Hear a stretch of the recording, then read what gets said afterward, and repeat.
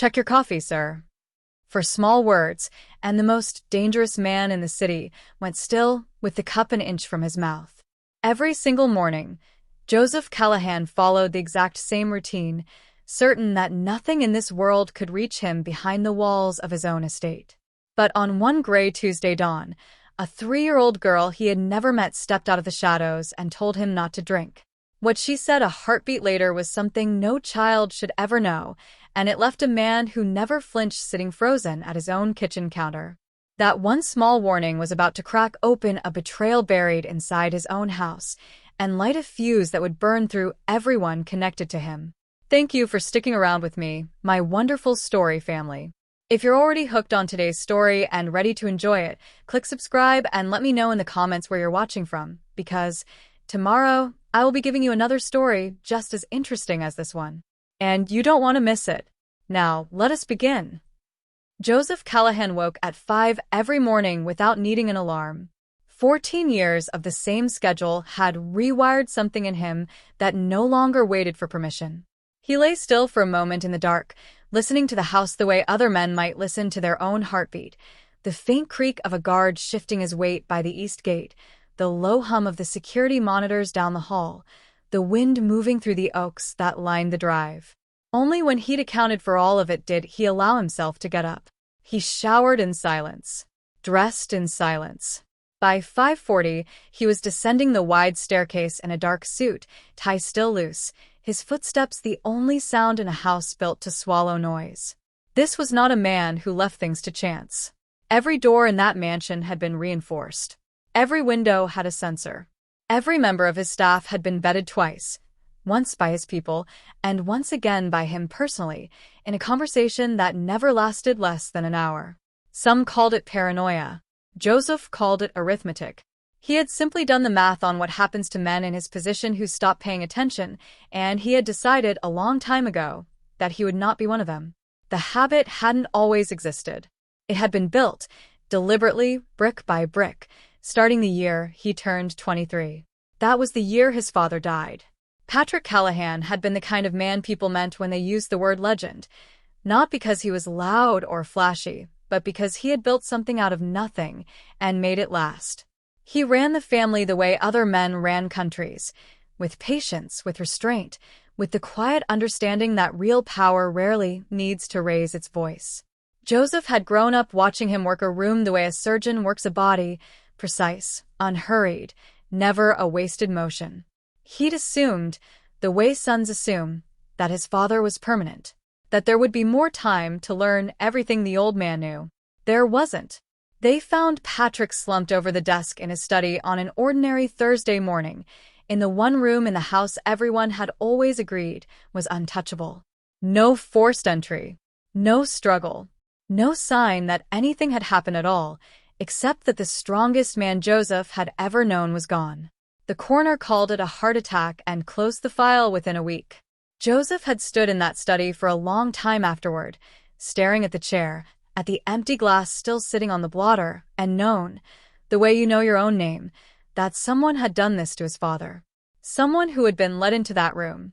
Someone his father had trusted enough to turn his back on. Nobody had ever been able to prove it. 14 years. And the case still sat unsolved, a wound that never quite closed because it never got the chance to scar over properly. That was the cruelty of it. A bullet, at least, gives a man someone to hate. A whisper leaves you hating everyone because you don't know which face to point it at. Joseph had stood over his father's grave at 23 years old with an empire suddenly resting on his shoulders and made himself one promise, quietly, without ceremony. He would never again let anyone close enough to do to him what had been done to his father. He had kept that promise with a discipline that bordered on devotion. He built the family into something larger than Patrick had ever managed. He survived 2 attempts on his own life and answered both so thoroughly that no third attempt had ever come. His name became something people said carefully in the city, the way you'd speak about weather that might turn violent without warning. But a promise like that has a price, and Joseph had paid it in the currency of a life lived almost entirely alone. No wife, no children he claimed as his own, no friends outside the small, tight circle of men whose loyalty had been tested under fire rather than assumed. Marcus Kane, his head of security, came closest to something like trust. 14 years of proof, scars to match every one of them, and even Marcus operated inside limits Joseph had never spoken aloud, but that both men understood perfectly, which was why the coffee mattered so much. Every morning, in the wide stone kitchen at the back of the house, a single cup waited for him, the same imported blend his father used to drink, poured into the same style of white porcelain his father had always preferred.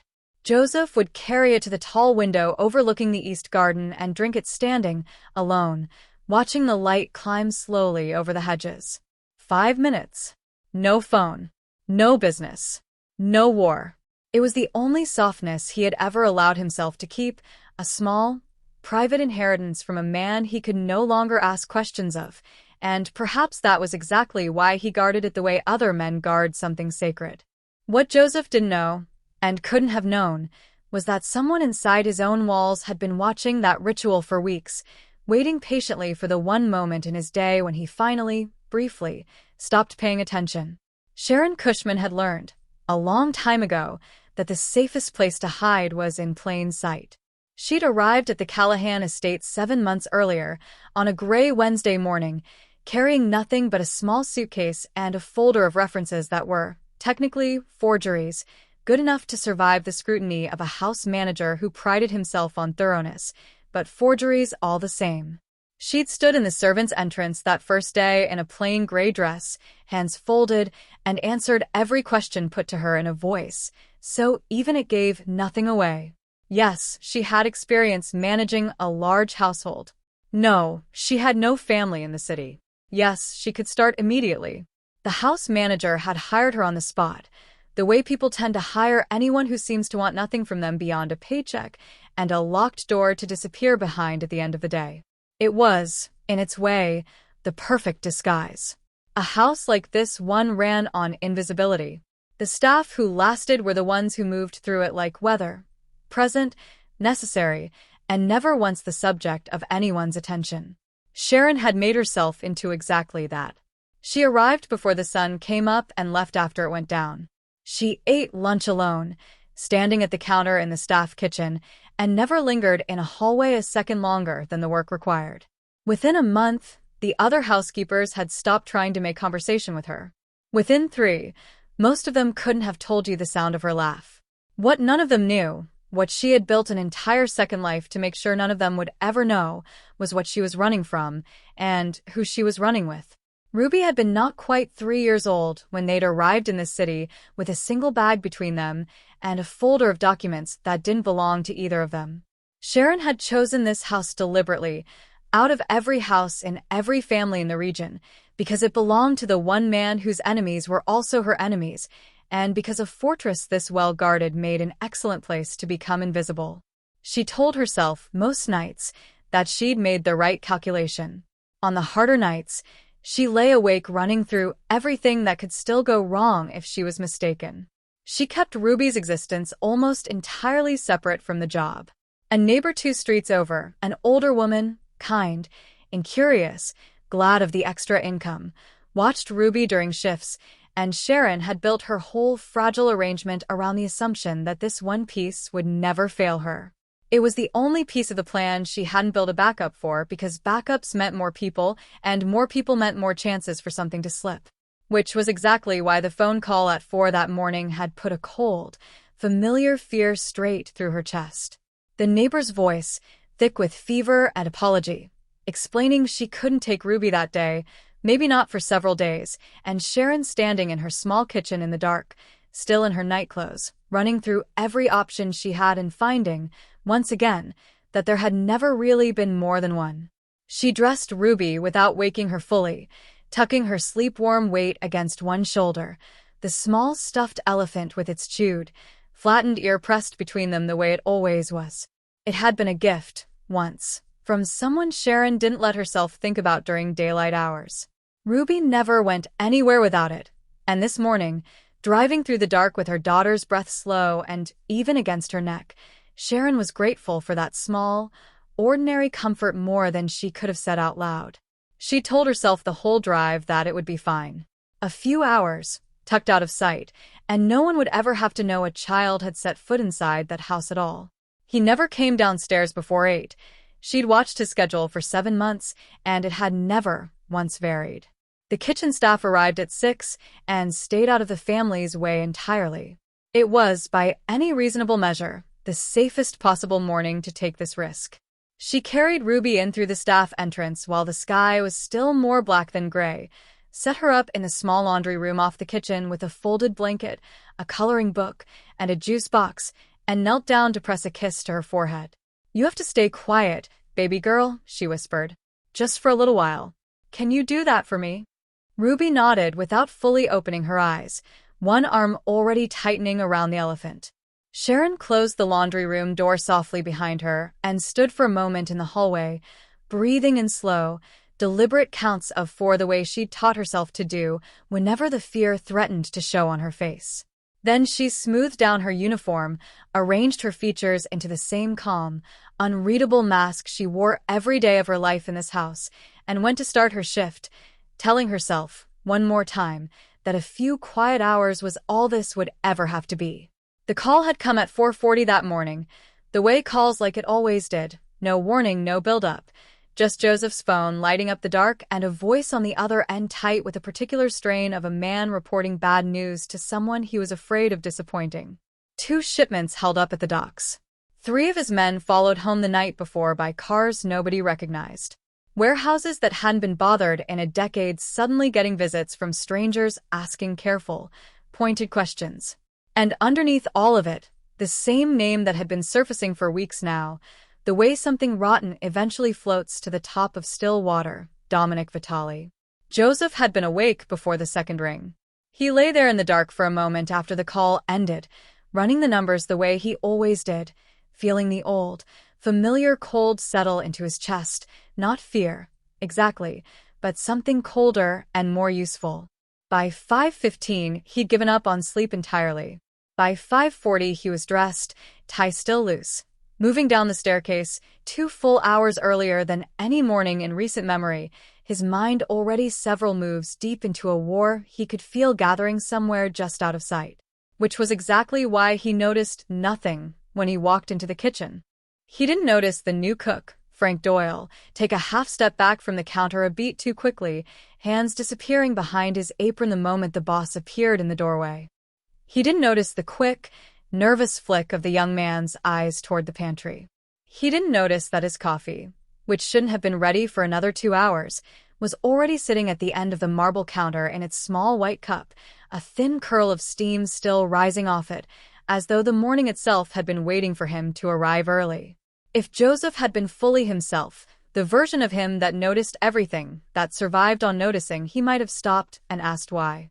But his mind was somewhere else entirely, and 14 years of muscle memory carried him across that kitchen floor without a second thought. He reached the counter, picked up the cup, felt the familiar warmth of the porcelain against his fingers, and turned toward the tall window and the pale gold light just beginning to climb over the garden. He lifted the cup toward his mouth. "Check your coffee, sir." The voice was small, barely above a whisper, and yet it cut through that enormous stone kitchen louder than a gunshot. Joseph went completely still, the cup frozen an inch from his lips. He turned, slowly, toward the sound. Standing in the doorway of the laundry room, in a nightgown printed with faded pink moons, was a little girl he had never seen before in his life. Bare feet on the cold tile, a high ponytail gone soft and crooked from sleep. One arm wrapped tight around a small gray stuffed elephant. She couldn't have been more than 3 years old, and she wasn't looking at him, the towering stranger in the dark suit whose presence made hardened men straighten their spines without thinking.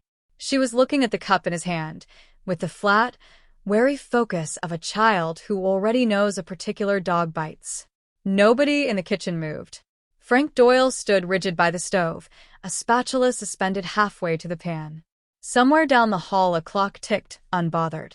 The steam kept curling up off the little white cup, hanging in the air between Joseph and the child like a question neither of them had asked yet. "What did you say?" His voice came out quieter than he meant it to. The girl didn't answer right away. She lifted one small hand instead, pointing, first at the cup, then at him, then back at the cup, her dark eyes wide and far too serious for a face that young. The laundry room door burst open behind her. Ruby. Sharon came through it like a woman falling, a dish towel still balled in one fist, and the instant she saw her daughter standing there, in that kitchen, in front of that man, every trace of color drained out of her face. Mr. Callahan, I'm so sorry. She wasn't supposed to. Please, she's mine. I had no one else to watch her. I'll take her home right now. I'll wait outside. Joseph raised one hand, and the whole room seemed to stop breathing along with her. He wasn't looking at Sharon at all. He was still looking at the child, and something old and cold in his chest, the same instrument that had kept him alive through 2 attempts on his life, was ringing like an alarm in a building everyone had assumed was empty. He crouched down slowly, dress, shoes, and all, until his eyes were level with hers, the cup still balanced between them. What did you mean, sweetheart? He asked, and the gentleness in his own voice caught him off guard. About my coffee? Ruby shrank back half a step, suddenly shy now that the moment had broken, burying half her face against the elephant's worn ear. But her eyes flicked once more to the cup. Smells funny, she whispered. Joseph glanced down at it. To him it smelled exactly as it always had, rich, dark, faintly bitter. Funny how? She hesitated a long moment. Then she said 9 words that turned the blood in his veins to ice water. Like Daddy's medicine, before he went to sleep, and never woke up. The silence that followed had actual weight to it. Sharon's hand flew to her mouth. Frank Doyle had gone very still by the stove. Joseph rose slowly to his full height, set the cup down on the marble counter with a soft, deliberate click, and did not take a sip. He pulled his phone from his jacket instead and dialed a single number. Marcus. Kitchen. Now. A pause. Bring the kit. He ended the call, and the field test that followed took 10 silent minutes to confirm what the child already seemed to know, that somewhere in this house, someone had been feeding him something that was never meant to be found. Marcus didn't wait for instructions. The moment the reader chirped its confirmation, he closed the black case with a soft click and turned toward the stove, and something in his posture made Frank Doyle take an involuntary step backward before he seemed to remember there was nowhere in that kitchen to go. Joseph watched the whole thing happen without moving. He'd learned long ago that stillness unsettled people far more effectively than shouting ever could, and he let that stillness do its work now, standing at the counter with his eyes fixed on the young man by the stove the way a man studies a door he already knows leads somewhere he won't like. Sit down, Frank, he said. It wasn't a request. Frank's legs seemed to understand that before the rest of him did, folding him down onto one of the kitchen stools with the particular clumsiness of someone whose body had stopped taking orders from his brain. Sharon had already gathered Ruby up against her hip and retreated toward the doorway, one hand pressed flat over her daughter's ear, as if she could keep the next few minutes from reaching her that way. Joseph noticed the gesture.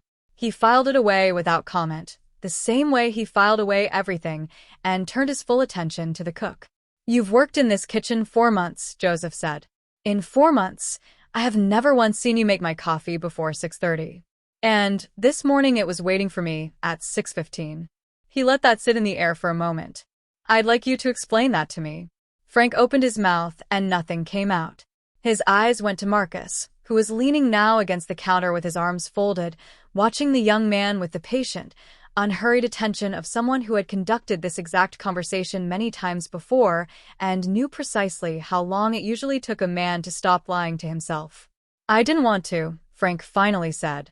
His voice cracked on the second word. I swear to God, Mr. Callahan, I didn't want to do it. Do what, Frank? The young man's hands were shaking now, badly enough that he pressed them flat against his knees to hold them still. There was a man, 3 weeks ago, outside my apartment, waiting by my car. He knew things about me he shouldn't have, my sister's address, my mother's medical bills, all of it. He said all I had to do was put something in a cup, once a week. Said it wasn't much. Said nobody would ever get hurt bad. Just, he stopped, swallowed hard, and Joseph watched something in the young man's face collapse entirely. He said it would just make you tired, slow you down a little. That's what he told me. I didn't know it was. He gestured helplessly at the little black case still open on the counter. I didn't know it was that. What did he look like? Marcus said.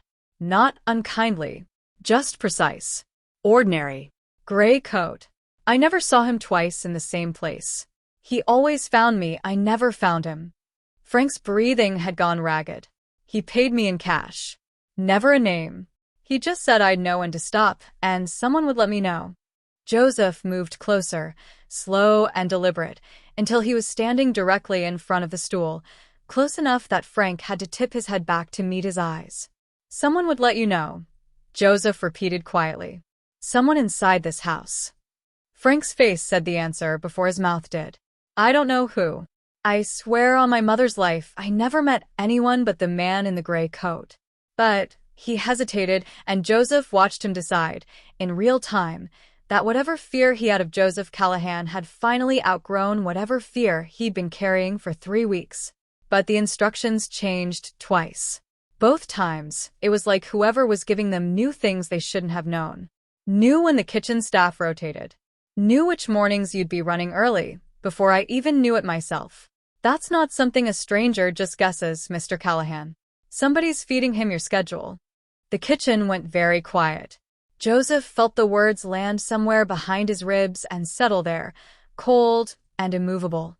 14 years he had built his life around one unbreakable rule. Trust no one further than you could watch them, and somehow, despite all of it, someone close enough to know his schedule before he knew it himself had been slowly feeding him poison out of his father's own cup. He straightened up and looked past Frank toward Marcus, and something passed between the two men without either of them needing to say it aloud. Lock him somewhere comfortable, Joseph said finally. He's not our enemy. He's a scared kid who got squeezed by someone who is. He looked back down at Frank, who was staring up at him now with the particular desperation of a man hoping to be believed. You're going to help me find the man in the gray coat. And in return, I'm going to make sure whoever threatened your family never gets the chance to follow through. Do you understand me? Frank nodded, too fast, tears standing unashamed in his eyes now that the worst of the fear had finally broken.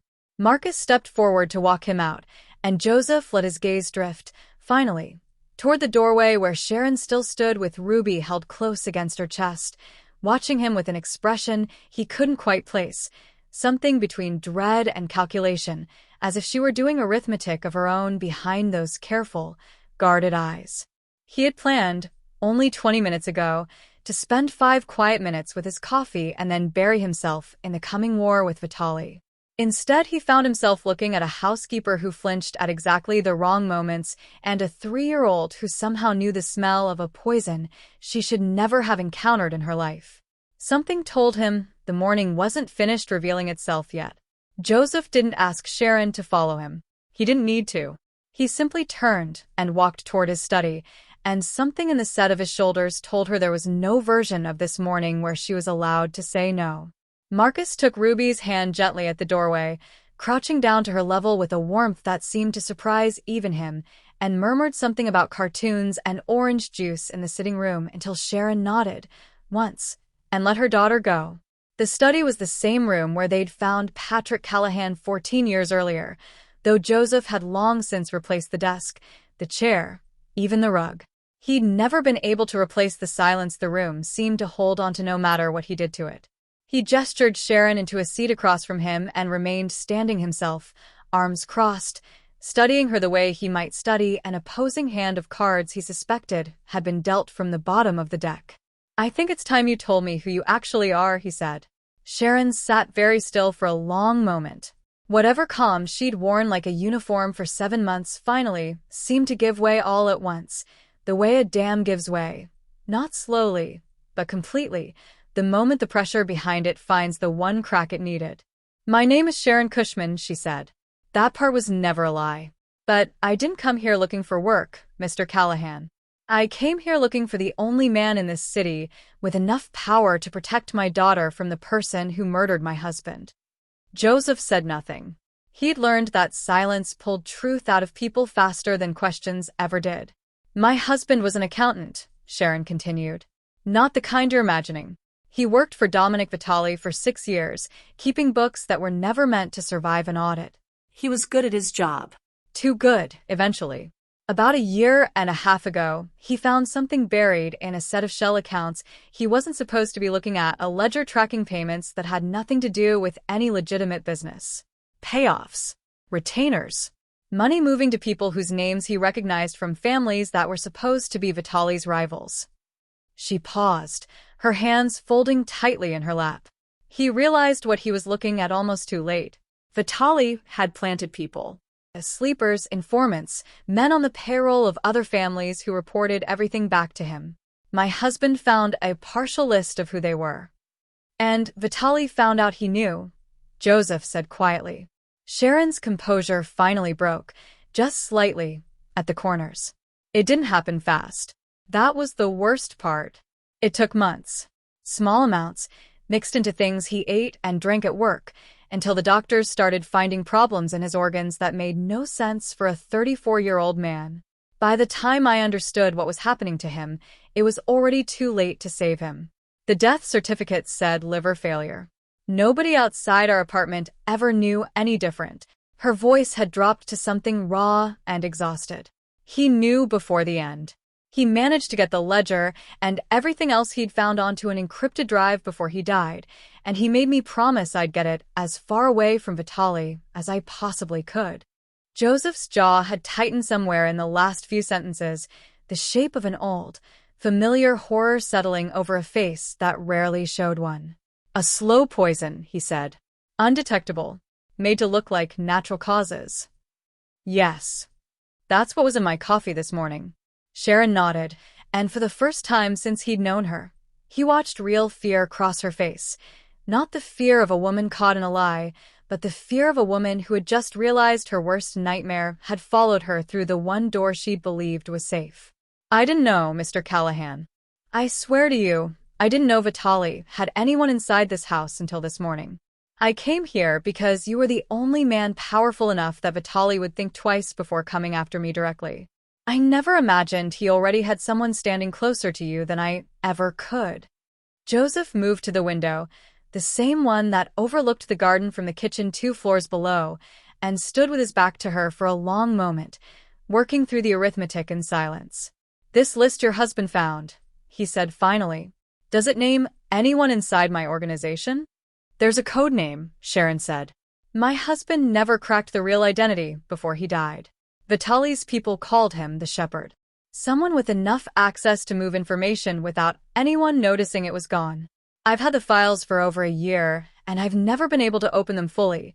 They're encrypted with something beyond what I know how to break. Joseph turned back to face her, and something in his expression had shifted from suspicion into something colder and far more focused. You brought those files into my house. I never had anywhere else that felt safe enough to put them, Sharon said. I know how that sounds now. He studied her for a long moment, weighing 7 months of careful, silent competence against everything she'd just told him, and found, to his own quiet surprise, that he believed her. Bring me the drive, he said. Tonight. I have people who can open what your husband couldn't. Sharon nodded, and for the first time, something like relief moved behind her eyes, followed almost immediately by a new and sharper fear, the kind that came from finally admitting, out loud, that the war she'd been running from had just found her again, this time from somewhere inside the very walls she'd trusted to keep her hidden. Here's Chapter 6. Chapter 6. The Shepherd Unmasked. The drive sat on Joseph's desk for 6 hours before anyone could open it. He'd expected that. Sharon's husband had spent the last months of his life building something meant to survive exactly the kind of attention it was about to receive, and the man Joseph brought in to crack it, a quiet, unhurried specialist named Teddy Osei, who'd done work for the family twice before and asked no questions either time, had warned him from the start not to rush it. Whoever built this wanted it open slow, Teddy said, hunched over 3 monitors in what used to be Patrick Callahan's old study, or not opened at all. Joseph hadn't slept. He'd sat in the leather chair across the room with a glass of water he never touched, watching progress bars crawl forward 1% at a time, and thought about a 14-year-old case file that had never once moved even a single %. At 3:12 in the morning, the last folder unlocked. Teddy went very still in the particular way of a man who has just found something he wishes he hadn't. "Mr. Callahan," he said, "you're going to want to see this yourself." Joseph crossed the room and looked over his shoulder. The files opened into a decade of quiet arithmetic. Wire transfers routed through 3 shell accounts, encrypted messages stripped of names and replaced with a single recurring code name, and a spreadsheet, almost absurd in its ordinariness, that tracked payments the way a man tracks any recurring bill. Rent, utilities, the shepherd. 12 years of entries, going back further than Sharon's husband could ever have known to look, cross-referenced against dates that meant nothing to Teddy and everything to Joseph the instant he saw them. The first payment landed 6 weeks before his father died. Joseph's hand found the edge of the desk before he realized he'd reached for it. "Cross-reference the code name against every employee record we have," he said, and his voice had gone flat in the way Marcus had learned over 14 years to take seriously. "Current and former. Going back 15 years. Teddy's fingers moved. A single name surfaced, tied to an account number that had once, briefly, been used to pay a legal retainer before someone with real patience had gone back and scrubbed it clean. Michael Brennan. Joseph read the name twice, the way a man rereads a diagnosis he already understands but cannot yet accept. Michael Brennan had sat at his father's right hand for 11 years before he'd sat at Joseph's for 10 more, the family's attorney, the keeper of every contract, every will, every quiet arrangement that held the empire together in rooms no soldier was ever allowed into. Brennan had spoken at his father's funeral. Brennan had stood beside Joseph the week after, steady and grim, and told him the only thing that mattered now was making sure whoever did this never got the chance to finish the job. Brennan had been in this house more times in the last 14 years than anyone alive except Marcus. "There's more," Teddy said quietly and turned the second monitor so Joseph could see it. It was a security log, the same format the estate had used until they'd overhauled the whole system 9 years ago, recovered from a backup no one had thought to scrub because no one had thought there was any reason to. A single entry, time-stamped the Thursday morning Patrick Callahan died.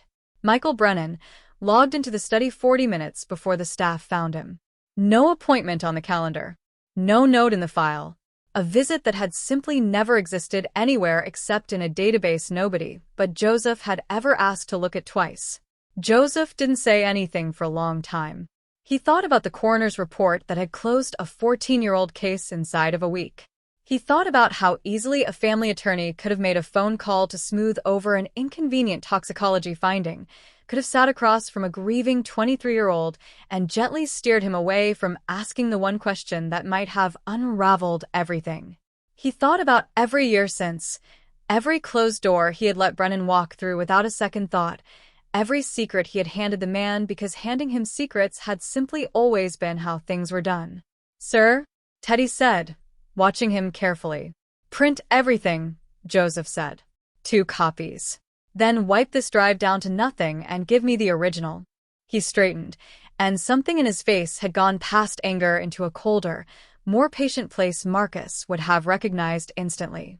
"And Teddy, nobody outside this room knows a single word of what's on that screen. Not Marcus. Not anyone. Not yet." Teddy nodded once and said nothing further, which was exactly why Joseph had trusted him with it in the first place. Joseph walked to the window and stood the way he always stood in that room, back straight, hands loose at his sides, looking out at a garden that had been his father's before it was his. 14 years he had hunted a ghost. 14 years he had assumed the man who killed his father would look like an enemy, a rival boss, a hired gun, someone with an obvious reason to want Patrick Callahan gone. It had never once occurred to him to suspect the man who'd taught him how to read a contract, who'd sat at his right hand at every meeting that mattered, who had spent a decade being paid, quietly, patiently, to make sure the wound never healed because he was the one holding the knife the whole time. "Somebody's feeding him your schedule," Frank Doyle had said, about the man in the gray coat. Brennan had known his schedule for 20 years.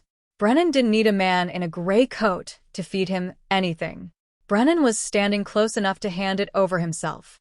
By the time the sun came up, Joseph had made a decision, and it was not the decision the younger version of himself, The one who'd stood over his father's grave at 23 and sworn he'd never again be caught off guard, would have made. He didn't call Marcus in to move on Brennan that morning. He didn't have him dragged into the study the way Frank Doyle had been dragged in.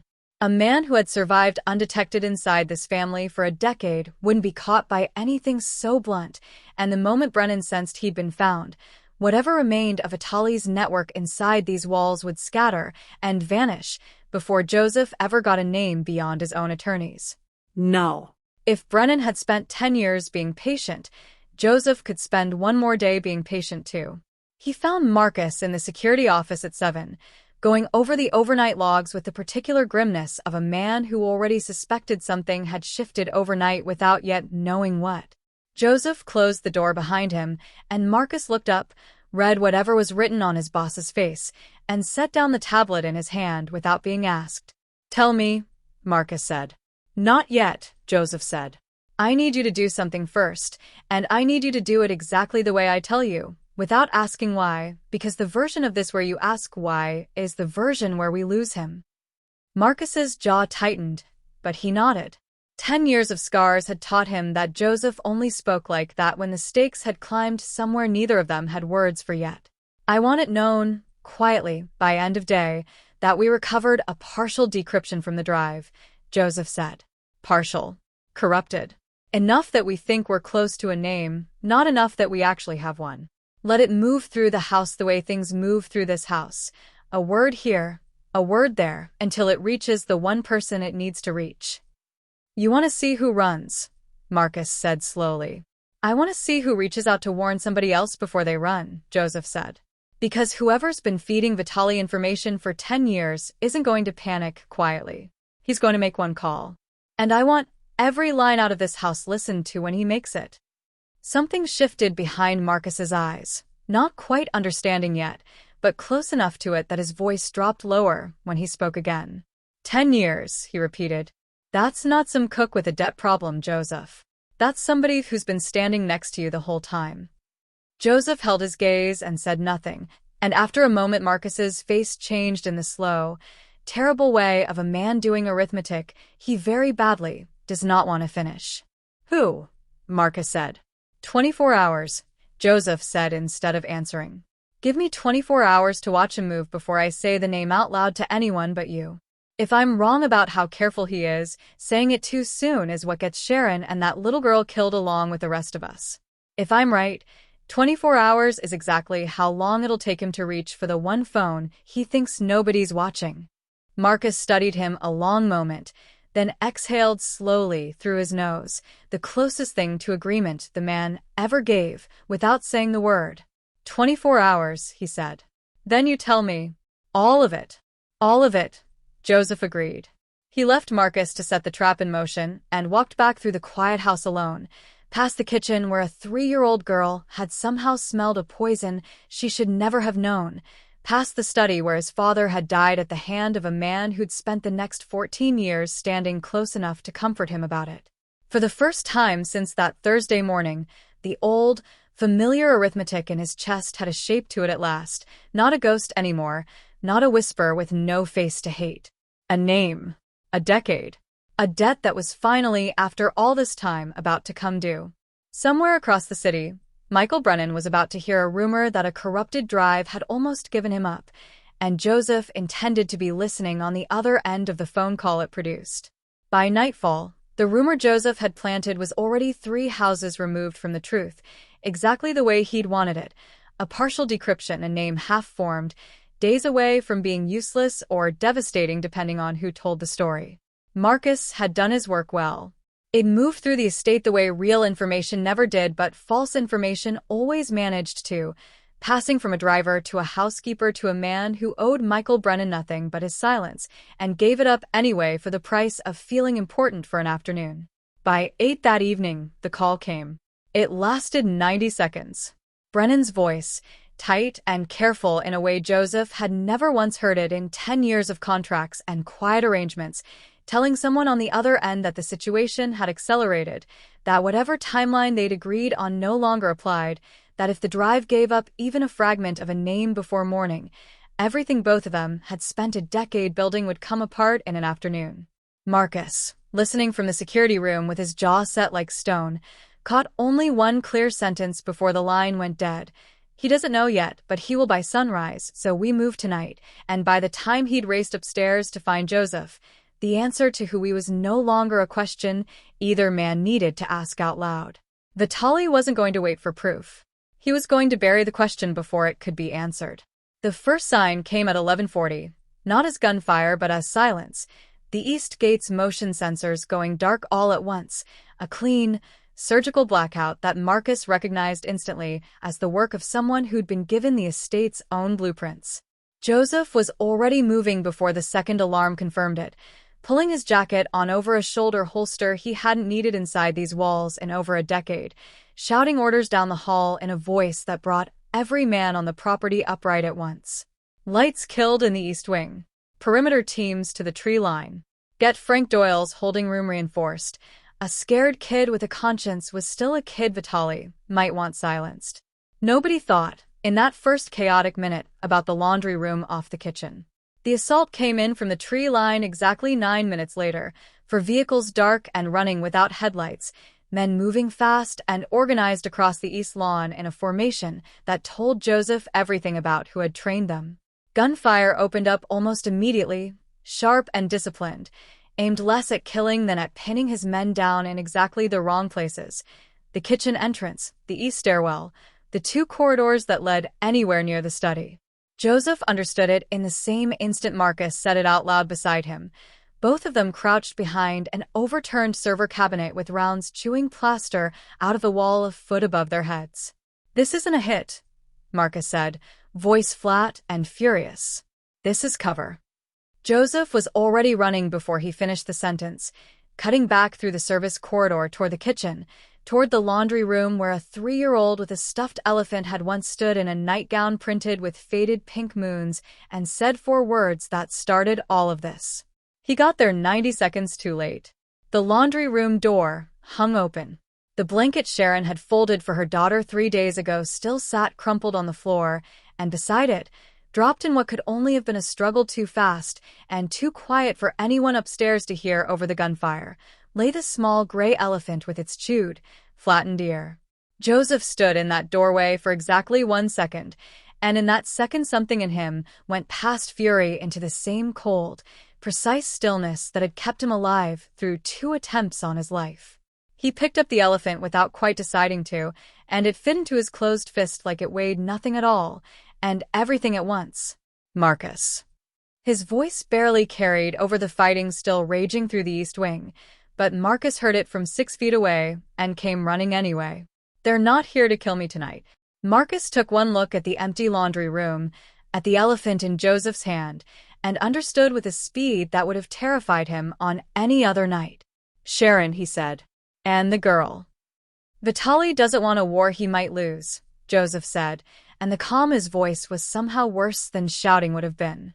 "He wants leverage he can't lose." He knew about the drive before we ever confirmed the name, which means Brennan's been talking to him about more than just tonight. He closed his hand tighter around the small stuffed animal. "He's using this siege to walk 2 people right out of my house while every gun I own is pointed the wrong direction." Outside, the gunfire slowed. Not because his men were winning, Joseph understood now with a clarity that felt almost physical, but because the men attacking his estate had already gotten what they came for, and were simply making sure nobody followed them out the gate. The trail took less than 3 hours to find, which told Joseph almost as much as the warehouse itself would.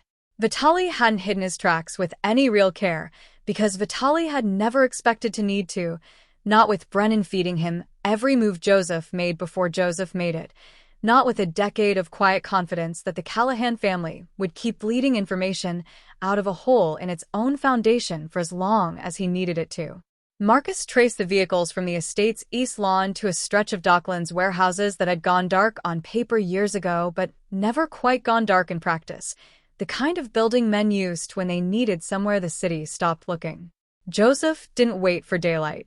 He didn't wait for a plan with more moving pieces than the one already forming, cold and simple in his chest. He took 11 men. He left orders that Frank Doyle was to be guarded, not questioned, until this was finished. The boy's fear had earned him that much, and he took the elephant with him, tucked inside his jacket like a promise he intended to keep before the night was through. The warehouse sat at the end of a service road lit by a single flickering sodium lamp, and Joseph's men went in low and fast through 2 entrances at once, the way they'd rehearsed 100 times for a war that had, until tonight, always stayed hypothetical. The gunfire that met them was heavier than these states had been, angrier.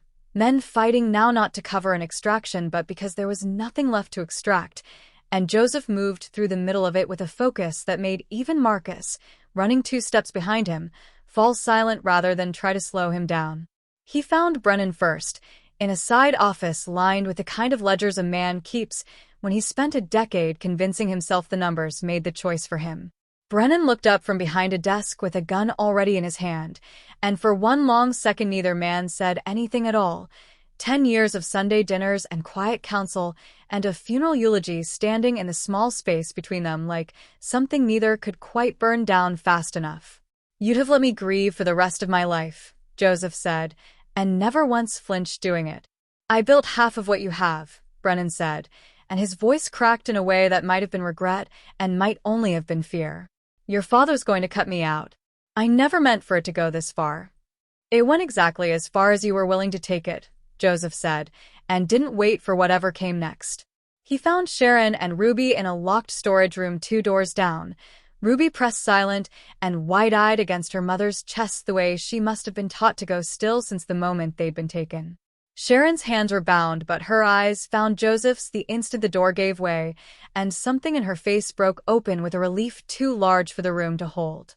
He was already crossing toward them, already reaching for the knife at his belt to cut the plastic ties at her wrists, when Dominic Vitali stepped out from behind a stack of crates at the far end of the corridor with a pistol already leveled and steady. Joseph saw the angle a half-second too late. Vitali wasn't aiming at Sharon, or even at Ruby. He was aiming past both of them, straight at the one man he'd spent a fortune trying to remove from the board for over a year. Sharon moved before Joseph could. She threw herself sideways into the line of fire with no hesitation at all, the way a person only moves when some decision has already been made long before the moment that calls for it, and the shot that had been meant for Joseph's chest caught her instead, low on her side, spinning her back against him with a sound that wasn't quite a scream. Joseph caught her before she hit the ground, one arm locking around her while the other brought his own weapon up in the same motion, and he put 2 rounds into Vitali before the man could line up a second shot, the first taking him high in the shoulder, the second finding him as he staggered, and Dominic Vitali went down against the crates and did not get back up. The warehouse went quiet the way a room only goes quiet after something enormous has just finished happening in it. Joseph lowered Sharon carefully to the concrete, one hand pressed hard against the wound at her side, shouting for Marcus, for a medic, for anyone, while Ruby stood frozen 3 feet away clutching nothing at all, her elephant lost somewhere back at the estate she hadn't seen in hours. Sharon's eyes found Joseph's face through the pain, glassy and fighting to stay focused, and her mouth moved around words that barely had breath enough behind them. "Ruby," she managed, "promise me." "You're going to tell her that yourself," Joseph said, and for the first time in 14 years, his voice broke completely open in front of another living soul. "I've got you. Both of you. I've got you." Somewhere behind him, Marcus was already calling for the car, already shouting coordinates to the only doctor in the city Joseph trusted enough to bring a bleeding woman to in the dead of night, and Joseph knelt there on the cold concrete with Sharon's blood soaking warm through his shirt, holding on, and did not let go. The hospital room smelled like antiseptic and the particular stillness of a building that ran on other people's worst nights, and for 3 days Joseph didn't leave it except when the doctors made him. He sat in the chair beside Sharon's bed with his elbows on his knees and his hands loosely clasped, watching the slow rise and fall of her breathing on the monitor the way he used to watch the sensors along his own perimeter, as if paying close enough attention might keep something from slipping past him a second time. The bullet had missed anything that couldn't be repaired, the surgeon told him, though it had been close enough that the word lucky got used more than once in a way that made Joseph's jaw tighten every time he heard it. Luck wasn't a thing he trusted. He'd built an entire life on refusing to Ruby slept most nights on a cot Marcus had quietly arranged to have brought in, wedged between her mother's bed and the window, and on the second night Joseph found himself sitting on the floor beside her when she couldn't settle, telling her in a low voice that her elephant was safe, that Marcus himself had gone back for it, and it was waiting for her at home, clean and mended where its ear had torn further in all the commotion. She'd looked at him with the same flat, serious focus she'd had that first morning in the kitchen, and asked him, without any of the fear that should have belonged to a 3-year-old who'd survived what she'd survived, whether the bad man was ever coming back. "No," Joseph told her. "Never again. I promise you that." He'd made exactly one promise like that before, standing over his father's grave at 23, and had spent 14 years discovering how much a promise like that could cost a man to keep. He made this one anyway, and meant it more completely than he'd meant almost anything in his life. Vitaly survived the 2 rounds Joseph had put into him, which had surprised no one more than Joseph himself, and once the wound was stable enough to move him, federal agents took custody of what was left of the man in a transfer Joseph watched from a careful distance, arranged through channels that had taken Marcus most of a week to build, without leaving fingerprints anywhere near the Callahan name. The ledgers from Brennan's office went with him, copies routed, quietly and anonymously, into the hands of an assistant U.S. attorney who'd spent 3 years trying to build a case against Vitaly's network without ever getting close enough to the center of it. It wasn't justice exactly, not the kind that came with Joseph's own hands wrapped around it, but it was an ending, clean enough and final enough that even a man who'd spent his whole life doing his own accounting could let it close the book without reopening it. Brennan's name never left that warehouse. Some debts, Joseph had decided, didn't need a courtroom to be settled. He didn't tell Sharon any of it until she was strong enough to sit up and ask, and when he finally did, sitting on the edge of her hospital bed, Ruby curled asleep against her mother's side with the mended elephant back in her arms, Sharon listened without interrupting, the same careful stillness she'd worn like armor for 7 months settling over her one last time before it finally, fully let go. "It's over," she said, testing the words like she didn't quite trust them yet. "It's over," Joseph confirmed. She was quiet for a long moment, her hand finding his where it rested on the blanket between them, and something passed across her face that he'd never once seen there in all the months he'd watched her move through his house like weather. An ease, unguarded and entirely unfamiliar, of a woman setting down a weight she'd carried so long she'd forgotten what her own shoulders felt like without it. Joseph had never planned on this. He'd built an entire life, brick by careful brick, around the certainty that no one would ever get close enough to matter, because mattering was the one vulnerability he couldn't afford to survive twice. But he'd watched a woman throw herself into a bullet meant for his chest without a single second of hesitation, and he'd sat beside a 3-year-old in a hospital room at 2 in the morning promising her a safety he intended to spend the rest of his life making true, and somewhere in the space between those two things, the wall he'd spent 14 years reinforcing had simply stopped holding. He reached into his jacket and set the small gray elephant's twin, a ring, plain and unshowy, chosen with more care than he'd given almost any decision in his adult life, down on the blanket between them. "I'm not a man who does anything halfway," he said. "I never have been. I'm not going to start with this." Sharon looked at the ring, then at him, then at her daughter sleeping soundly against her side for the first time in longer than either of them could count. "Ask me properly," she said, her voice unsteady and warm all at once, "and I'll give you the only answer I've got." So he did. And in a hospital room that smelled like antiseptic and second chances, with a 3-year-old girl asleep between them and a city outside finally quiet, Sharon Cushman said yes.